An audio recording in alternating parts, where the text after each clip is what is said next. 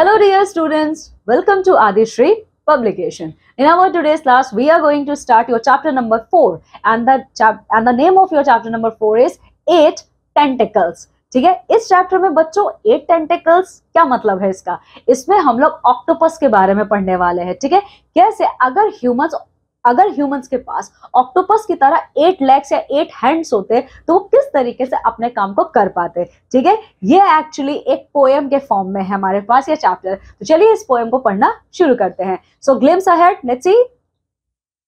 Ever met a sea creature with 8 arms and surprising skills? क्या आप लोगों ने कभी एक ऐसे सी क्रिएचर को देखा है माय डियर स्टूडेंट, जिसके पास 8 आर्म्स हैं और उनके पास बहुत ही ज्यादा सरप्राइजिंग स्किल्स है? ठीक है, let's dive into the ocean world and meet the amazing octopus. Okay, now we are going to take a deep dive into our ocean area and we are also going to explore the amazing octopus. Okay, तो देखिए इस chapter में my dear students ये enrich your vocabulary है, इसको हम लोग पढ़ेंगे इस चैप्टर को पढ़ने के टाइम पे। ठीक है, तो चलिए देखिए। Even if I had an octopus, I would soon get my housework done. Okay. So my dear student, ये जो पोएट है, ठीक है, ये पोएट जो इस पोएम को लिख रहे हैं वो कहते हैं कि अगर मैं एक ऑक्टोपस होता, ठीक है, तो मैं अपने सारे अपने घर के काम को बहुत जल्दी कर लेता। बट कैसे कर लेता? देखिए, I would soon set him to work on the hovering with tentacle number 1. ठीक है, तो सबसे पहले मॉर्निंग जैसे ही स्टार्ट होती, मेरा जो टेंटिकल नंबर 1 है, मींस मेरे जो पहला हाथ है, मैं उससे क्या करता? अपने काम को सेट करने के लिए कहता कि मेरे आर्म नंबर 1 का काम है कि बाकी सारे काम कौन से आर्म को अलॉट करना है वो ये डिसाइड करेगा। ठीक है,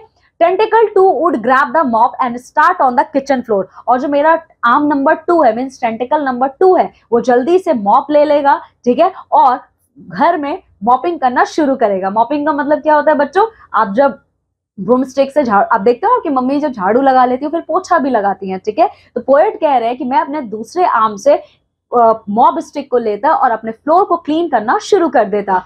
While he dusted and polished the furniture with tentacle 3 and 4, और अपने आर्म नंबर 3 और 4 से अपने घर को पूरा मैं साफ करता, मेरे घर में जितने भी फर्नीचर्स हैं उनको भी क्लीन रखता। ठीक है, tentacle 5 would turn on the tap and tackle the washing up, और मेरा आर्म नंबर 5 यानी टेंटिकल नंबर 5 से मैं अपने टैप को ऑन करता और अपने कपड़े धोता। ठीक है, while tentacle 6 took a well earned break and curled around a china cup। ठीक है, और टेंटिकल नंबर 6 क्या करता? चाय पीने के लिए काम आता मेरे। ठीक है, उसके बाद बच्चों देखिए, tentacle 7 would make the beds, और जो मेरा आर्म नंबर 7 है वो मेरे लिए मेरा बेड बनाता। ठीक है, and set the pillow straight, और बेड को सही करने के बाद जिस पिलो को जिस पर मैं सर रख के सोऊंगा उसको क्या होता? इसको वो सही करके रखता।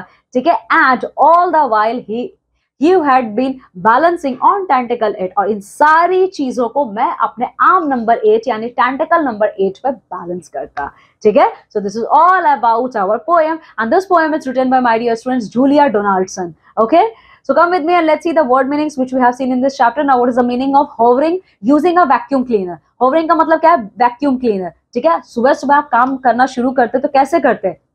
वैक्यूम क्लीनर का ही तो यूज करके। ठीक है, टेंटिकल का मतलब an arm of an octopus. Tentacle का मतलब क्या? ऑक्टोपस के जो 8 आर्म्स होते हैं। Then mop the cloth which is used to clean the floor. Okay, now come with me and let's see the big idea means the moral of the poem. Every creature is unique and important in its own way. बच्चों जितने भी creatures है, चाहे वो land creature या marine creature, सब बहुत unique है और सबका अपना अपना काम होता है। सारे लोग इंपॉर्टेंट होते हैं अपने अपने वेज में। ठीक है, this is all about our poem. Now my dear students, you all have to go thoroughly through this poem and you also have to complete your exercise sections. Now I am taking leave and going to meet with you all in our next class with a new chapter or maybe a new poem. Till then, you all have to take very good care of yourself. Bye.